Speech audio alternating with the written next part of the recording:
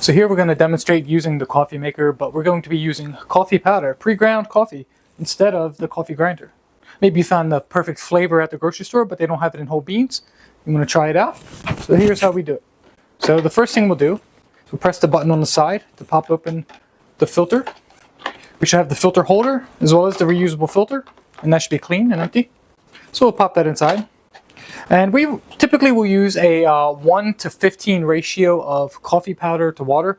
So if we measured everything by weight, then we would have 15 times as much weight in water than we would with actual coffee powder. We've already measured that out to save time for the video purpose.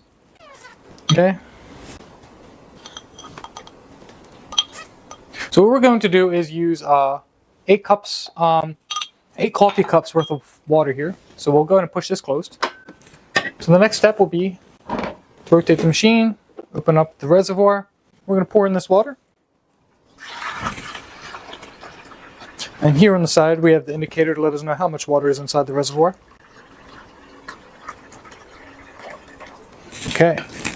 The next step is an important one. Okay.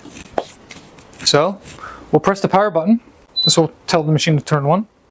Now here we will skip some of the steps from the grinding steps because we're not going to use the grinder. What's important is we press this bottom left button. The picture is a picture of this guy and some coffee powder falling from it. We'll press that button once. It'll illuminate red. This lets the machine know that it's going to skip using the grinder and it's going to strictly be using whatever's already in the filter. Okay.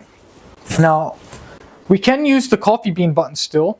If we press it once or twice, then it'll just function normal. But if we do press it and we have the 3 beans on the display, then the machine will do what's called a pre-infusion, which is when it begins the brew cycle, and then right after it starts that brew cycle and a little bit of water enters the basket and covers that bed of coffee powder, it'll then just pause a moment. It'll stop heating for a moment, and then basically that'll just allow that to seep for a couple seconds, release some CO2, and then it'll continue its brew cycle. And that just kind of helps give you a more full flavor as well as more even extraction of that coffee bed.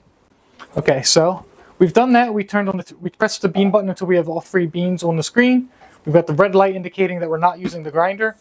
For the coffee cup button, we won't need that because that's to indicate to the machine how long to use the grinder. So it doesn't matter what that number says. It's just going to use all of the water that's inside the reservoir. In this case, 8 cups. So we've got the red button. We can hit the power button, and that's really all there is to it. And pretty soon we'll have some fresh coffee.